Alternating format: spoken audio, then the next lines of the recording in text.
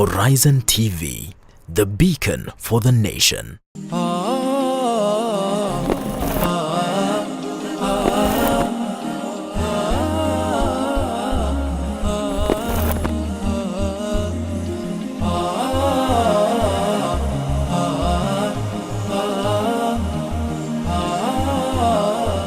Good evening, welcome to the show, The Weekly Matters. I'm your host, Ahmed Qadar. Today we are discussing corruption, the unprecedented wave of corruption in the country, which has been discussed by everyone in this country. And we are part of that discussion today. With me, honorable men who have been vocal about this issue of corruption in the country. On my left side is Dennis Owino, the founder of Inside Kenya. On the far left is Kevin Osido, Governance Watch Executive Director, and Harun Hassan, CEO of Nondo, the Northern Nomadic Disabled Organization. Gentlemen, welcome to the show. Thank you. And if I start with you, Dennis, we have seen an unprecedented wave of corruption. You have been vocal in this matter, especially on Kenyans on Twitter, a very important platform where people discuss issues that are of paramount to this nation. I've seen you talk about these things. And what's your take, first of all, before we go deep into the discussion, the general wave of unprecedented level of corruption, for lack of a better word? I think corruption in this country has gone into a level that is almost beyond the limits that even has been set by other parts of Africa, even if though Africa is known to be corrupt. But I think the level in Kenya has been way too high. Okay, so like the EACC the other day, they gave a report. They are saying annually we are losing around 600 billion. 600 billion is a lot of money. Isn't that half of our budget? Almost. You Because know, our budget is about 1.something trillion. yeah, Yeah? that's a lot So if of you're talking money. about 600 billion, that's probably half a budget. Exactly, you can imagine. So I think, you know, it has been the system has been in such a way that whatever happens, these people have been getting away with it. So when the purge that has been declared that is going on, I think it's a good thing, in a good direction, and we hope it maintains the fire that it has and it doesn't go down. Kevin, we have seen Kavura 1. We are now in season 2. And every time something happens, you know, there is that reaction. Some call it knee-jerk reaction. Some see it as the right reaction. The authorities have said, you know, all procurement officers and accounting officers must step aside. Yesterday, the courts gave a contradiction to that. Was that, first of all, the first order whereby, you know, we are told the procurement and accounting officers must step aside? Do you think it's a tangible way of addressing corruption, or is it just a mere show? Thank you so much for this opportunity. And I think that whatever efforts that are being made by whichever agencies must be commended. And second to that is a question that I think for me would be much more exciting is what have we learned and what are our weaknesses as a country with regards to dealing with this huge elephant that is huger than all the elephants that we are dealing with now, called corruption. The third thing is really what is the role of the various agencies that are tasked with the responsibility of dealing with corruption, especially beginning with the Ethics and Anti-Corruption Commission. Because yes, of course, His Excellency the President during the function made really quite an, in my view, interesting statement, because, you know, you are addressing public servants. These are people who have been hired through a rigorous process of human resource and really, for some of them, commissions have to sit to ensure that they are hired and given responsibilities. Some of them have are permanent and pensionable, and so there has to be a way and a manner in which you want to deal. Tell them to step aside. Exactly, there has to be. Saying? That's exactly what I am saying. There has to be a very effective and proper way to deal with this issue. And the fourth thing to that is, it is now not to mean that all accountants and all procurement officers in public offices are corrupt. We have some very good people who that God-fearing. generalization wasn't also Exactly. proper, right? So yeah, so the courts, and the court is one of the arms of government. It's one of those. It's an independent constitutional agency that also needs to have a say. I think therefore what we need to do is to find a way of coordinating all these agencies so that when one speaks, we don't have to see walls and smokes coming from responses of others. So there has to be a way in which we can be able to coordinate all these agencies. Before I go to Harun, yeah. you have talked about the EACC. We have not been seeing the EACC much in the fight against corruption of late. We have been seeing the DPP and the DCI, which are all being led by new people in the offices, and they seem to be kind of doing what they are supposed to be doing. We are seeing they are energetic. Where do you put the EACC in all this? EACC is a strong commission in my view. It's one of those constitutional commissions that we have.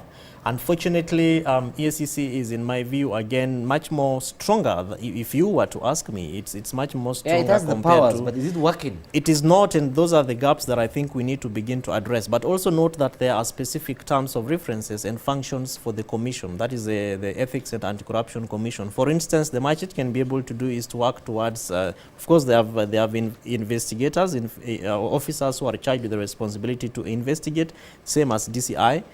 They have, and so therefore, once they have information, what next for EACC? They are not allowed to prosecute, and over time, all the other commissions, beginning with KACC, which was initially led by Harun Mwau Mheshimiwa, up to PLO Lumumba, up to now we have my former Archbishop Wabukala, still dealing with the issues of prosecution. And so I believe that as we see, and the other day we saw the ODPP, the officer in charge of public prosecutions, coming up to be able to speak very strongly.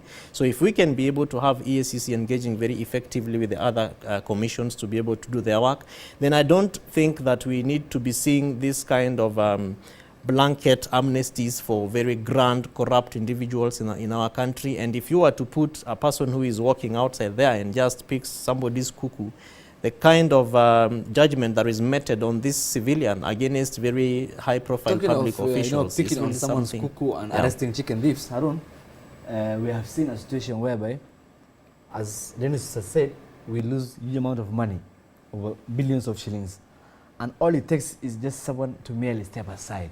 We have not seen a prosecution to an extent where big fish pay for their crime as far as corruption is concerned. We only see chicken thieves and those kind, according to the public knowledge.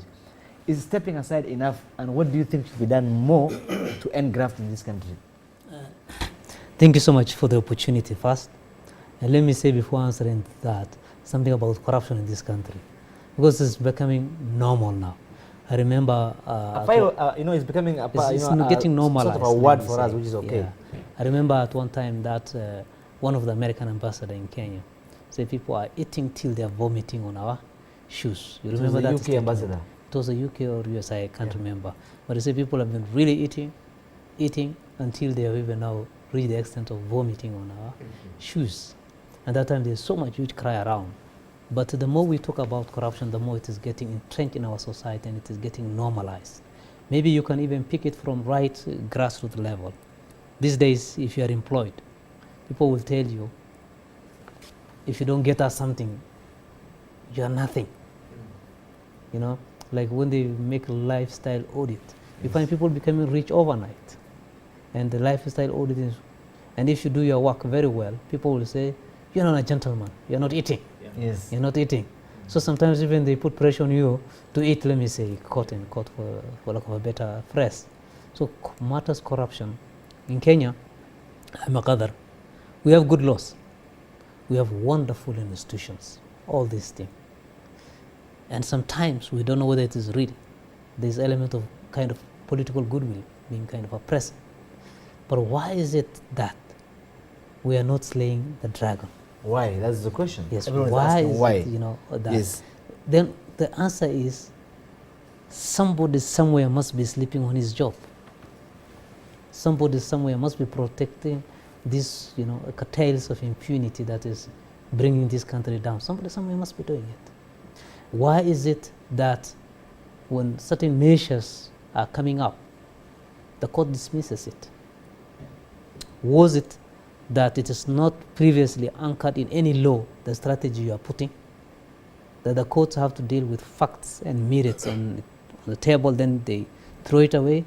What is wrong? Who is advising who? A disconnect, basically. Yes, who is, in this circus, is there someone trying to cause confusion and kind of political kind of PR, or what is it really, that we have to really look at in that kind of context? And Harun was talking about, the disconnect between the judiciary and those who are fighting corruption. And many times cases go to court, guys get scot-free, they're dismissed. And the courts work on facts and evidence and all those stuff. What leads to the as is asking, what is the disconnect? Where does the problem lie? And also as you analyze that, I also want you to give us your take of every time there's a corruption, the government tries to crack the whip, and right now we have something called the Big Four agenda. What is the impact of this level of magnitude of corruption on the four big agenda and the legacy of the president? First of all, he's raised a very important point. He's saying he has said about normalization of corruption in Kenya. This morning, a friend of mine, his dad was appointed to a parastatal post by the president. The first calls we were getting were guys, now we are in a good position, now it's now time to eat.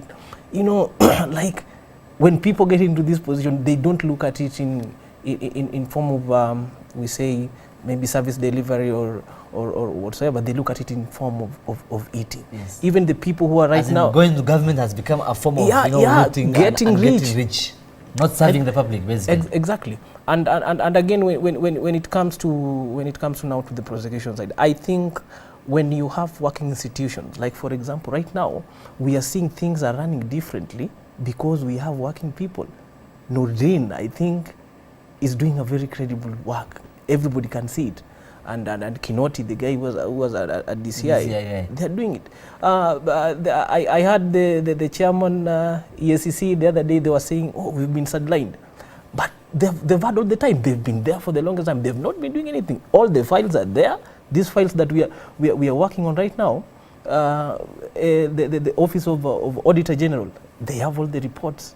Nothing has been happening. KPC case was coming the other day. It came out. This case has been there. The case that they are lighting on Kenya Pipeline has been there for the longest time because institutions have been sleeping.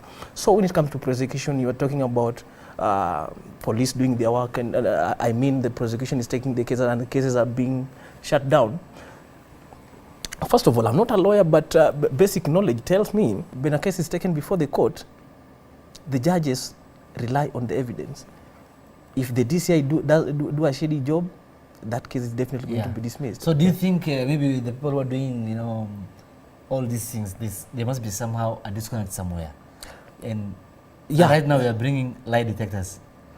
No, I think lie detectors is a sham to me, okay? Because first of all, it's something it's not scientific. It can be challenged. It has been challenged even. I was doing my research and it has been dismissed on several cases, even in the U.S. Supreme Court. A lie detector is also something that you can even lie to. It looks on I don't know. It works with movement, sort of something like that, and it's something that you can just you can have a cheat code on it. It's not admissible anyway. And again, when we're talking about the lie detector, sometimes you can be tense, or you can pick a wrong person, okay? Because anyway, for me, I don't. If we won't have to go to the length of having lie detectors if we have working institutions. If EACC can do their job, if DCI can do their job, and ODPP, then we won't have to go that far. Okay, and Kevin, the level of corruption we have seen, as we have said previously here, is so. Sometimes you feel drained, as a nation. But do you think it's also affecting our competitiveness as a country, in terms of geopolitics, in terms of our economy? What is your take on that? But before you say that, we are going for a break. I will be back, and as usual, we are also live on our social media platforms: Horizon TV Kenya on Facebook, at Horizon TV Kenya on Twitter. Myself, I'm at Ahmed Qadar1, at Harun Hassan, at Kenyan Boy, at Kevin Osido. We'll be back. Keep it there.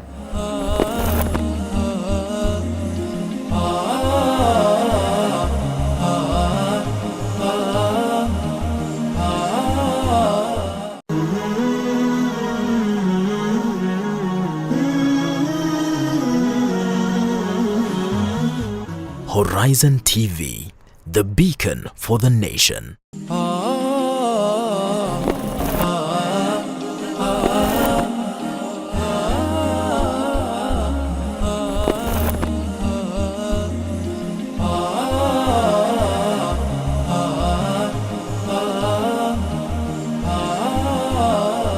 Welcome back to the show. I'm your host Ahmed Qadar, and we are on with the weekly matters.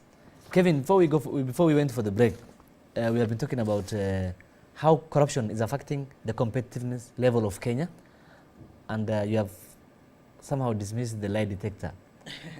I think for me, the biggest question would be, what are other people doing that Kenya is not doing? Because of course, Kenya is not operating in a vacuum. We live in the league of, well, other nations, if I could use that term. We have membership to other institutions, the United Nations. We have indices that also assess levels of corruption in various countries. And you note that when we just started the first term of His Excellency the President Uhuru Kenyatta, Kenya was, I think, ranked about 24 most corrupt country in Africa, and now I think we are at number 89 also. And so this is really by virtue of Going what down, we are becoming top. we are becoming better. Yes. Yeah, because 24 to 89 means Yes. that we are not very With closer this to the level. most corrupt. But now you see, these are indices for last year. And that's why at the initial stages I asked myself, and I was asking us to join in asking, what is it that we are not doing that is making people, for instance, NYS cannot be looted twice. There is something that is not doing, Yes. that is not being done right. In fact, the season So- 2 looks more worse than season 1. Yeah, because you can't just walk in and then you walk out with 600 million. Who is this big hand that is holding you? The That ingredients you of that this you are world. just called and you are told to fill these forms, put your signature, and you walked in and walked out with money. If you've engaged with the central bank, for instance, if you want to withdraw 1 million shillings, the kind of scrutiny that you go through, the amount of forms that you fill, you know, photocopying your documents, and it is not just possible. So I think we need to learn from other countries like Rwanda. Probably there are things which they are doing that is Talking of making them Rwanda, better.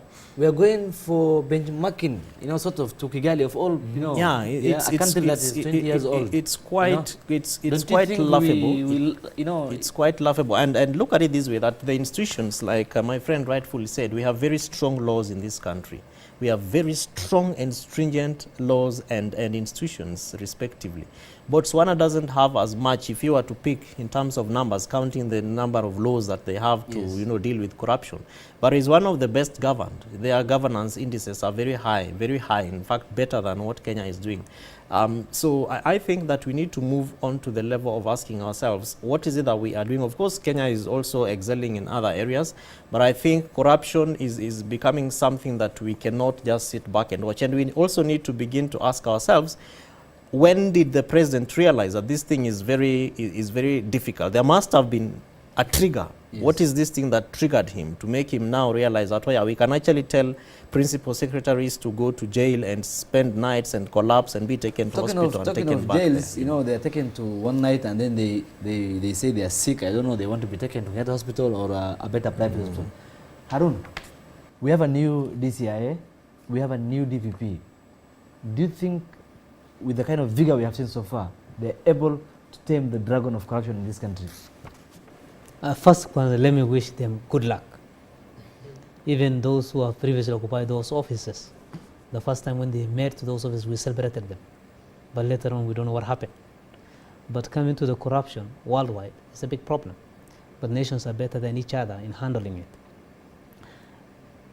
Corruptions and drugs work in more or less similar way. They're cartels. There's certain grouping or certain clique somewhere who are making issues difficult, maybe for the executive or for law enforcers to really implement.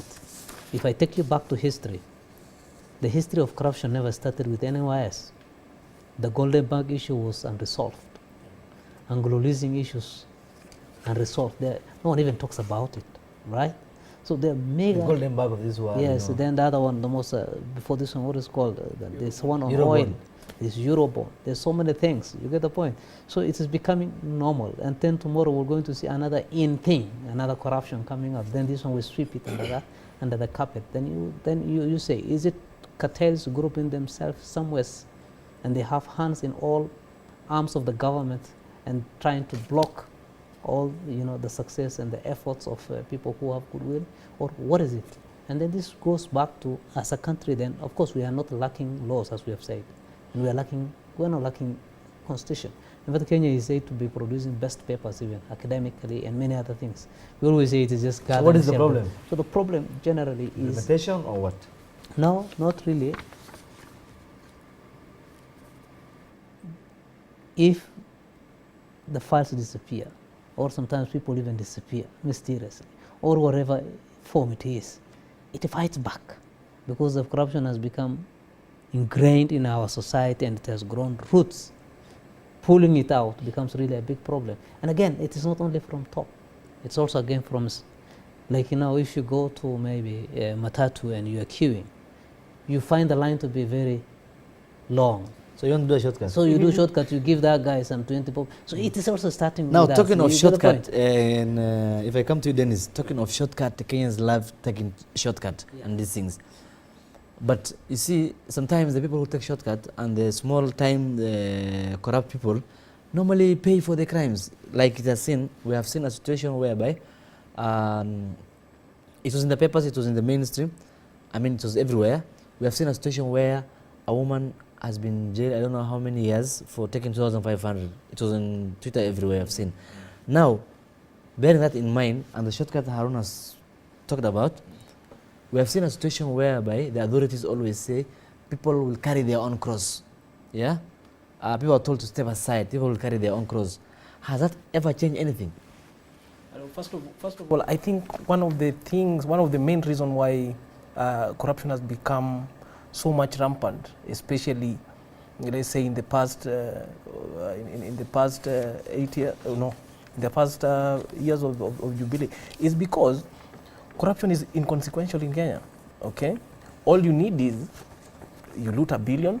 Okay, yeah, you go and steal 400 million, and you spare, say, 50 million for lawyers and all that, and you get away with it.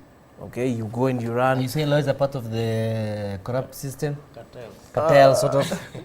I don't think I have to blame lawyers. Lawyers are just doing their work. They have to defend their clients, yes, at all costs.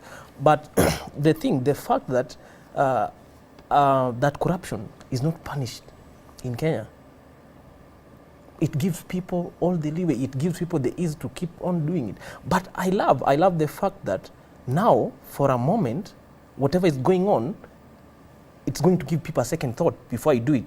Okay. Yeah, if someone was to really, yeah, someone at the top will have gone in. Yeah. What impact will that have? And another thing, how the cartels work, the so-called cartels work. They use small people. Actually, a good number of guys who are even inside right now, they are talking about supplying air. Who approved it air? Who approved it? Yes, that's the question. Okay. Who made these calls? Yes. And another thing they're saying about money that has been lost. I've been saying there is no money that has been lost. This money is hanging somewhere. It's just somewhere. It's either in the banks or has been laundered somewhere outside. Whichever place it is, there is always a trail to that money. So if we are at all in any way serious of recovering this thing, we can always find it. Talking of trail, Kevin, corruption does not happen in a vacuum. You are given the money belonging to a government, you don't take it by cash, it's taken to account, through account. Yeah. There is a system, where are we failing? As you also look into that, how deep is corruption contributing to the level of poverty in this country? Of course, to start with the last one is that when you take money which is meant to be able to deal with certain issues for public good, then you're really messing up people's lives. You probably want to ask yourself, what can 1.6 billion shillings do? If you were to buy buses for schools, all the thousands of schools that we have in this country, if you were to put classrooms, if you were to equip health facilities at the counties, it's quite an enormous amount of service delivery issues that money would therefore deal with. But I'm really looking forward to that time in 2002 when Kenyans were arresting police officers. I'm looking forward to that time when people would say, did we lose the opportunity? Well, we were the most hopeful nation. yes, Yeah, yes, the most optimistic nation in the year 2003. we did, Where but did the I rain think start beating we us? did, but I think if we probably just strengthen our institutions and push people to be able to do their work. Kenyans are very good people who love this country, and I think that sometimes the place of civic education, so that people are also able to understand what does EACC do, you know, Ethics and Anti-Corruption Commission. So EACC needs to move out of that integrity house, build the capacity of its regional offices so that they can be able to go out there and engage with the masses. So civic education, enforcement issues, I think we need to, of course, EACC is still its role to be able to ensure that it engages with the other institutions so that the confidence of Kenyans, to the extent that when someone is corrupt, a case is discharged within the next 3 to 6 months. These cases that take 6 years and 12 years and one term Even of right a now, we are president seeing to the releasing other. cases going on. Yeah, it's quite unfortunate, and so EACC and all the other agencies need to really build some, you know, coordinated mechanism that is able to also enhance the confidence of the citizens. And then the third thing is reporting corruption. If I am in this mart and I see this police officer, you know, of course we are overloaded.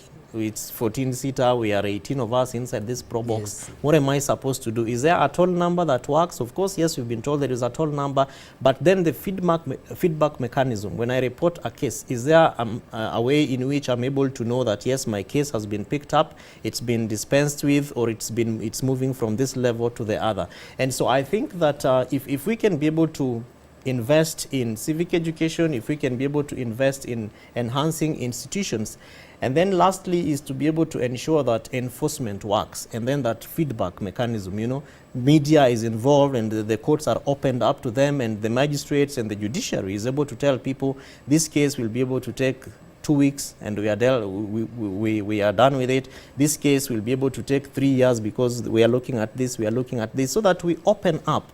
Because I think, beginning from what His Excellency the President is talking about, I think the dialogue and the narrative around openly talking about corruption is here with us. And so we need to take advantage of this opportunity that we have, other than losing the 2002 opportunity, to be able to address corruption both at national and county levels. Because even counties are also not left out of this. It's really getting worse even we at will the come to counties. counties in our last segment. Harun, talking of corruption, we have a situation whereby 30% of all government procurement is supposed to be given to young people, women, and people with disability. Many a times it happens that other people who are not supposed to get these procurements, that percent allotment, end up getting. Isn't that corruption? And how is that impacting specifically with people on disability? Yeah. While first commending the President for such great initiative, until we see, you know, if you want to kill a snake, you hit the head, not the tail. Yes. Until we see big heads rolling.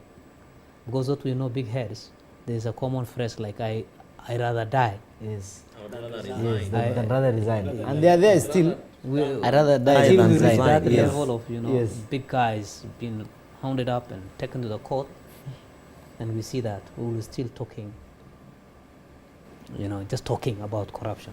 With the advent of devolution, before I come to answer your question, Yes. corruption is also even getting devolved. Yes. You know, the corruption is supposed to correct marginalization and underdevelopment. Certain countries, because of poverty level and maybe underdevelopment, are getting much more funding than the others. But are they going to where it ought to go? Is healthcare, did it improve? Did the level, corruption has devolved outside there. What of the reports of Auditor General, and, you know, every time we see that money is disappearing. Yes. So every year we hear, with, you know, things like that. Now I want to answer, you know, that question. I must, because as someone with disability, we also witness our own version of our areas being, you know, corrupt, infiltrating. You will, time's not on our side, but Yes. we are going for a break. A short break, we'll come back, and then we will take it from there. Okay. I want to remind our viewers that we're still on the show, The Weekly Matters, your favorite weekly show. We are going for a short break, but we'll be back. Before that, also, we are live on our Facebook page, Horizon TV Kenya, on Twitter, at Horizon TV Kenya, myself at Ahmed Qadar1, at Kenyan Boy, at Kevin Osido, and at Harun Hassan. Keep it there, we'll be back.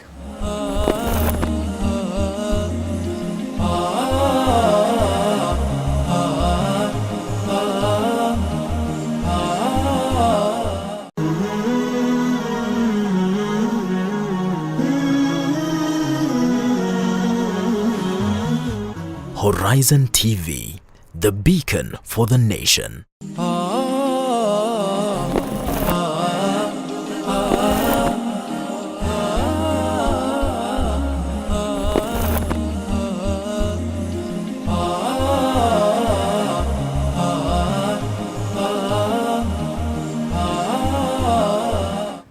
Welcome to the show, The Weekly Matters. Before we went for break, Harun, we have been talking about the issue of disability, people with disability and the 30% allotment to them, and how sometimes they don't get. Yes. I'm glad disability is becoming a fashion. Not because people really want to become disabled, and they have never wanted, but because opportunity presented itself in the laws. Everybody now wants to become disabled. Do they get it? That's the question. Now, you find people now having disability card, and yet they don't have disability. Where did they got it from? That's a corruption where it is getting us. And then those allocations that we are saying, whether it is employment or whether it is business, it's not going to these guys. Because these guys, over the years, they got marginalized and they're not aware, and there's not so much civic education that have been carried out. They're not aware of those opportunities. So you find someone with no disability having papers of disability accessing those opportunities. That's number one. Number two, if it is employment, you find people having papers and the employment quotas that is, preserved for these groups, other people's really taking. So corruption has infiltrated every sector, and it is making people who ought to go access, certain opportunity and right because of their, weakness or their historic marginalization, even not getting. So what corruption did or is doing is the rightful people, whether they have disability or no disability, don't get the opportunity. So it basically locks out people, deserving people Literally, from the system. yes, regardless of Now, who you are, where you yes, come from. talking of that, he said corruption is in every sphere of life. We have seen a situation whereby it's even affecting, other sectors of the economy, manufacturing, in the sense that it is affecting, the influx of substandard goods, counterfeit goods. We have non-tariff barriers, and charges that don't make sense, especially in the energy sector. The switch off KPLC was a trending hashtag on Twitter. You have been a vocal guy on that hashtag. Yeah. Tell us more, and how this corruption is affecting those other spheres in the energy sector and all these places. Okay, first of all, Africa's richest man the other day, Dangote, said that he couldn't do business in Kenya because he thinks Kenya is the most corrupt country in Africa. Was it Nigeria?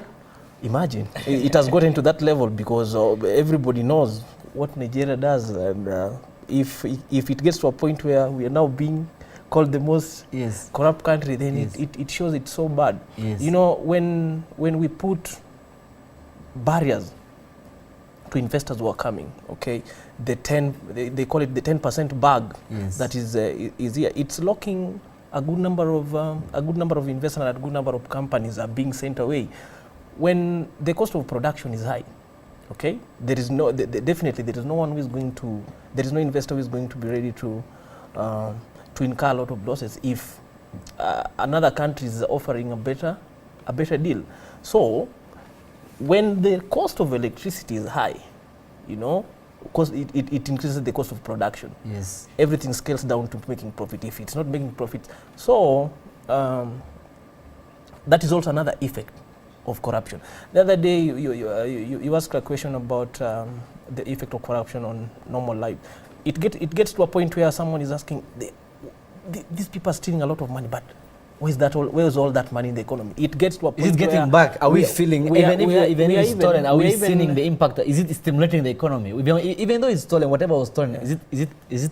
I saw on Twitter an influential economist, I don't want to mention his name, on Twitter saying, how comes even when it's stolen, it's not getting back to the economy to stimulate? Where is it going to? Actually, we are even appealing. We are even appealing to those people who are stealing our money. Please try and invest it around, because a good number of this cash, I think it's being laundered either a good number of it is laundered into the real estate, or a lot of it is being hidden on the offshore accounts. And when money that is meant for the sick doesn't get down there. Okay, for example, the other day, they took money for meant for people for HIV And the 5 billion. and mothers and all Yes. that. Yeah, it gets to it affects Now, the Kevin, lives of daily lives of As people. much as we know the impact and all these things. We are talking about investment and how the cost of production, how the corruption, effect on the cost of production, also makes investors run away. Are we losing investors to the neighboring countries? Of course we are. It's nothing to really talk about as it is right now. And even for those who are investing, I don't know when probably you went to Upper Hill and Kilimani areas and the very high-rise estates that are coming up. So it's put up, and you are looking for either an office or a residential area, and you're told a one-bedroom house is 85,000 shillings, and you begin to ask yourself, who is going to rent Hey, that house? yeah. And so there are lots of flats there with really nothing much to write to my mom about. And so the question is, even for those who are investing, of what value is that to, one, the citizenry of this country, and two, to the economy? Because money is only economic, it only adds economic value and is a legal tender when it is doing what it is supposed to do, which is to ensure that there is effective movement and efficient effective and efficient movement of goods and services, and that people are able to feel it doing something, and then it's able to be invested and reinvested so that it changes the lives of the people. But you realize that at this point in time in Kenya, even this thing that we used to call the middle class is really shrinking day by day. It's because even the middle class, who is waking up every day to be able to go and do some work to be able to feed into the economy, so that the low class is also lifted.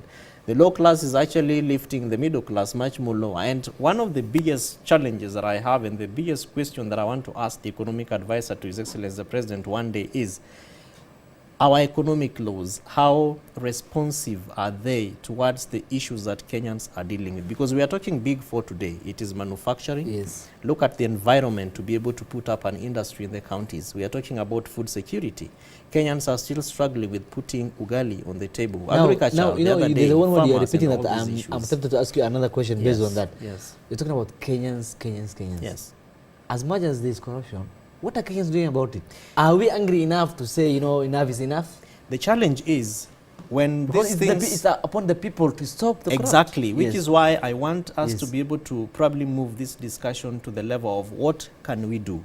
And that is why I began by talking about civic education. The citizen has to be empowered, because when someone is arrested, and they are taken to court, and then one Sunday afternoon or one Saturday afternoon, they are standing somewhere in a political rally or just in a church, and they are saying, these people are after me, and then they are saying, then elders and all these young people and the women begin to do press conferences, and they are saying, don't touch our own. This is a thief stolen from Nairobi but has come back home.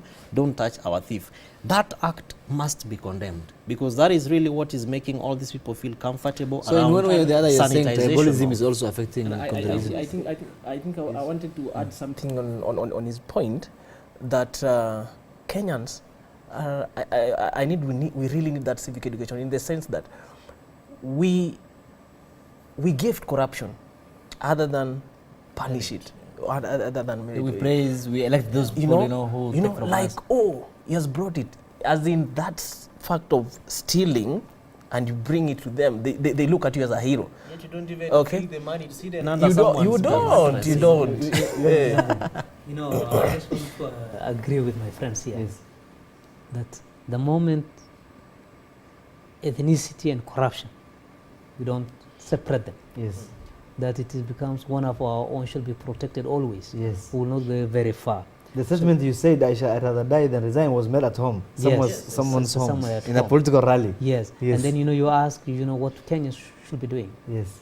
If you go to other developing, other parts of the world, people have taken patriotism to, right deep into their heart. You find people's homes are not fenced. They even don't close their doors. People can just sleep, But you see leaders taking public means. Yes. Yes. Like in one of my travel, the bus we're traveling with, I have the ticket, but no one has asked me for the ticket. The thinking is, I should pay. Yes. Yes, I should Pay. I should pay, and if I would have been some Kenyans and the thinking with the Kenyans, Yes. I'll remain with my small thing instead of paying. Yes. But people pay. The traffic light. If you see, here even before it becomes green, you know, someone has hooted at you. Yes. Yeah. There it is red for 1 minute and there's no kind, people are still standing. The level of discipline, you know. Yes. So even us, you know, as a citizen, how do we love our country so much that we have to stick by the rules of the law and protect it under any circumstance? Yeah. We don't. Yes. So what we do is, if one is from my community and we have to call for a press conference. Yes, And, you know, yes, exactly. Now, Dennis, Yeah. talking of, you know, being disciplined and, you know, Kenyans not being angry enough. Yeah. This country, the you know, the highest population segment of society is the youth. Yeah. What are we doing about corruption, fighting corruption, and other ills within the government? Also, sometimes we are the ones who are used. We have seen, me and you and Kevin and Harun were in social media. Yeah. We have seen a situation where every morning you see a hashtag trending. People is being sponsored to, you know, to trend something, and mostly it's the young people who are doing this. Are we doing a disservice to ourselves? I think it to a large extent. The other day, I think it was Farah Malim who raised a point. He was saying things has gotten to is blaming it on poverty. That the poverty level has gotten in such a state that for a few coins, Yes. you can go and steal a lot of you can go and steal billions. Still trend. And you pay a few guys Yes. peanuts and then they'll push. And I think when as youth you find it in your heart to condone corruption by whichever case, whatever you are given, if your conscience cannot guide you, cannot stop you from doing certain things, I think you become part of the problem. But I don't want to blame the youth entirely, because corruption dates back. I think it goes back to a lot of to our daily lives. The way he was saying it, like even kids, the kids, if you want to send a kid somewhere, Yes. Baba, chukua hii. If you don't give that kid the next You thing you won't want go. to say, you won't go. So what kind of society are we raising?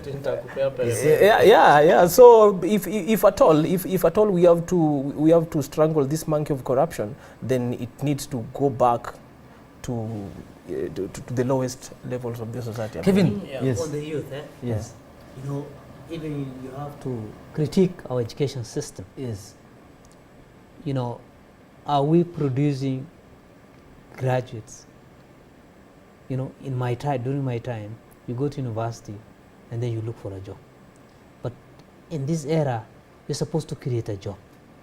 And is our curriculum tailored in a way that the youths have to involve themselves in investment and economic activities?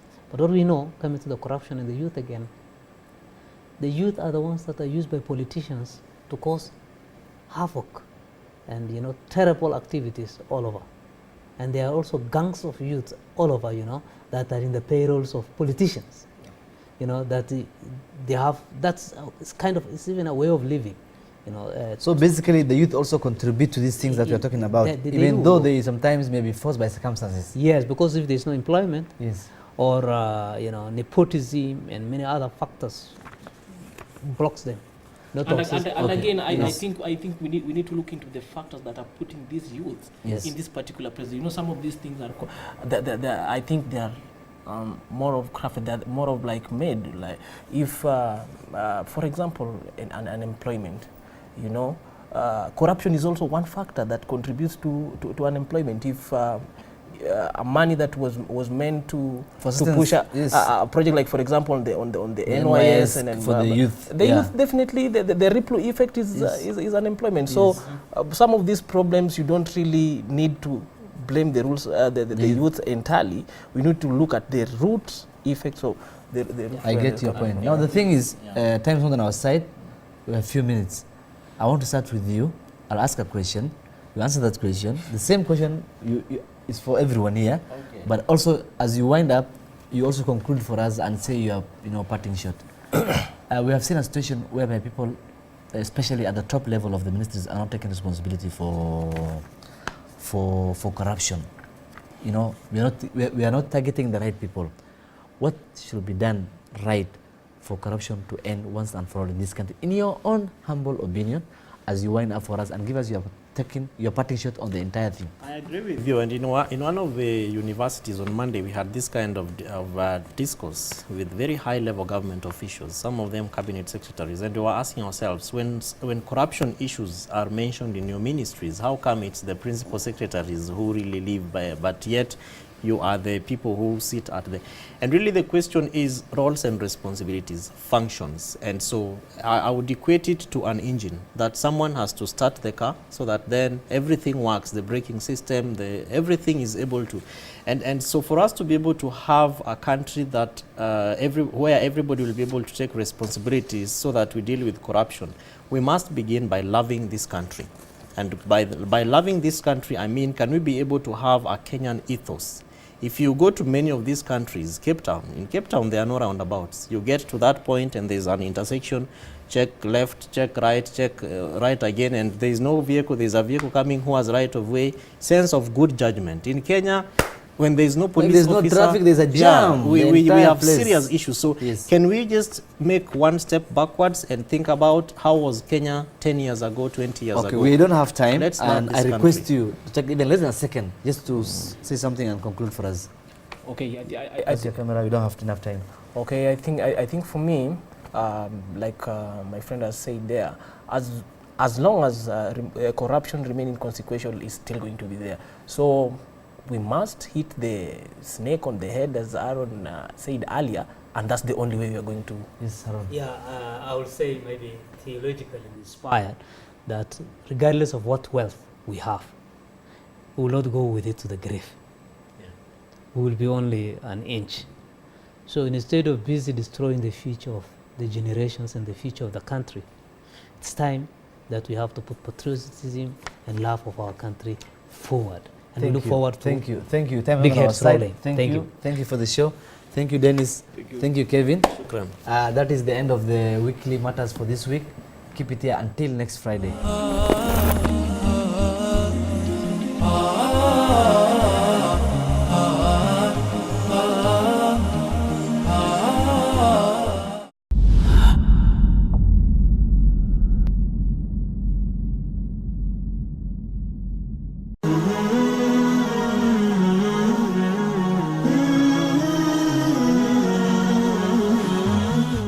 Horizon TV, the beacon for the nation.